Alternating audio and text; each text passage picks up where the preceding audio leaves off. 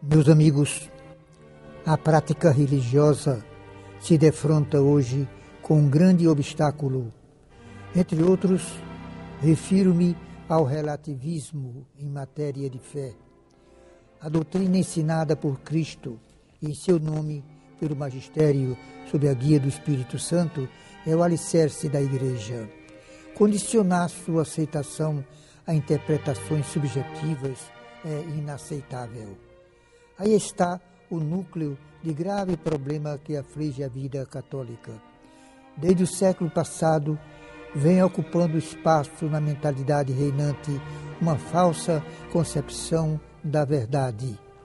A exaltação da liberdade sem limites tem levado indivíduos e grupos a equiparar os ensinamentos religiosos a doutrinas, deveres e disciplina díspares.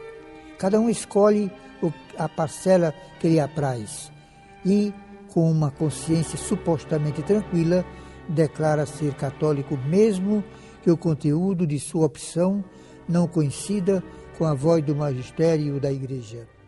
Esse procedimento penetrou na teologia, nas sequelas negativas para os fiéis incautos. A aparência é agradável, mas faz supor harmonia quando, na realidade, é a destruição da pregação feita por Jesus Cristo. Não se confunde com o genuíno pluralismo, que respeita o essencial e discute o acidental, que não integra a autêntica doutrina ensinada pelo magistério.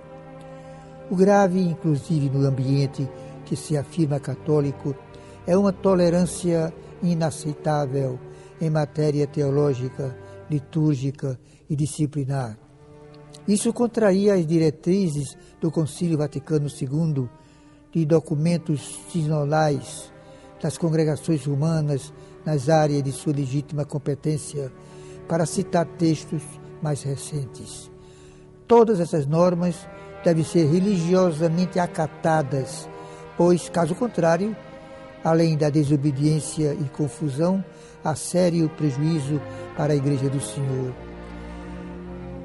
Meus amigos, essa situação já existia sob formas diversas nos tempos apostólicos, como se conclui na carta de São Paulo a Timóteo, segunda carta de São Paulo, do capítulo 4, versículo 2, diz o apóstolo: prega a palavra, insiste oportuna e inoportunamente, repreende, censura, exorta com bondade e doutrina. Sobre esta citação bíblica, o então Papa João Paulo II fez o seguinte comentário em sua encíclica Evangelium Vitae, no número 82. A exortação de Paulo seja também ouvida por todos os teólogos, pastores e quantos desempenham tarefas de ensino, catequese e formação de consciências. Cientes do papel que lhes cabe, jamais assumam a grave responsabilidade de atraiçoar a verdade e a própria missão, expondo ideias pessoais contrárias ao Evangelho da vida, que o magistério fielmente propõe e interpreta. Quando anunciamos esse Evangelho, não devemos temer a oposição e a impopularidade. Guardemos os dois conceitos fundamentais dessa citação: não atraiçoar e ter coragem para enfrentar a impopularidade. Meus amigos, cabe-nos uma opção da maior importância, com repercussão em nossa vida, aqui e na eternidade, ou a fidelidade integral à Igreja de Cristo, com todas as suas consequências, ou o relativismo teológico, tão em voga hoje, fruto de muitos fatores influentes em nossa cultura. Um sistema político, por mais válido que seja, como a democracia, não pode ser padrão a ser seguido em toda a matéria religiosa. Caso contrário, cairíamos no absurdo de a verdade ser resultado de uma votação. Assim, um ensinamento que tivesse mesmo um só voto a menos, de verdadeiro, transformar-se-ia em erro, pelo princípio básico da maioria. A aceitação da disciplina não se assemelha à anuência ao programa de um partido político ao qual aderimos. Quando vemos a liturgia ser manipulada a bel prazer de um sacerdote, ou a equipe da liturgia diocesana ou paroquial, temos um exemplo de ditadura camuflada sob o belo rótulo de louvar melhor ao Senhor. E penso na severa determinação do Vaticano em Sacrosanto Concílio número 22.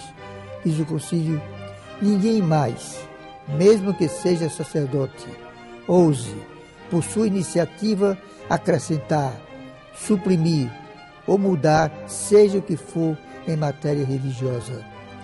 O relativismo teológico se acentua quando se trata de alguns aspectos da moral: aborto, anticoncepcionais, eutanásia, eucaristia a recasados, engenharia genética, preservativos. Acrescente-se a importância da formação da consciência à luz de princípios objetivos e não segundo critérios subjetivos ou conveniências pessoais. Meus amigos, temos à disposição guias autênticos.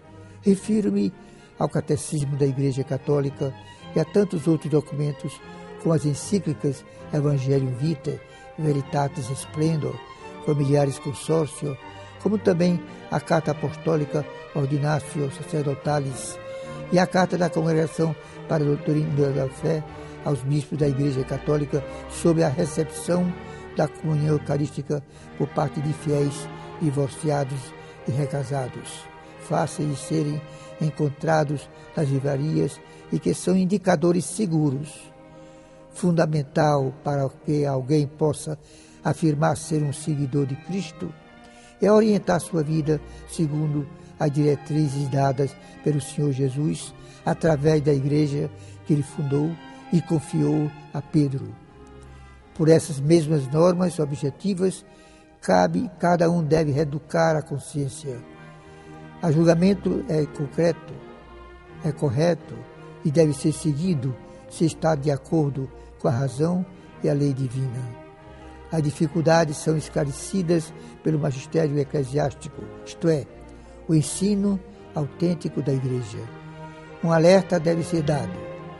Como há correntes de pensamento que falsamente se dizem católicas, as orientações daí decorrentes, mesmo vindas de eclesiásticos, não justificam opções da própria consciência. Assim, um confessor que autorizasse a esterilização e o aborto ou ensinasse outros erros, assume a responsabilidade do mal que pratica. Faz o mesmo a pessoa que aceita essa distorção da doutrina. Neste caso, o pecado é de ambos. Nós não criamos a verdade, mas a ela obedecemos. Quanto aos ventos de doutrina, conhecemos nesses últimos tempos quantas correntes ideológicas, quantas modas de pensamento. Nós temos outra medida, o Filho de Deus, o verdadeiro homem. Isso é da homilia do cardeal Ratzinger, na abertura do conclave no ano 2005. Somente a fé nos faz compreender e aceitar as normas da Igreja, de modo particular quando se referem à nossa vida moral. Essa pode parecer impossível. Com a graça de Deus, não.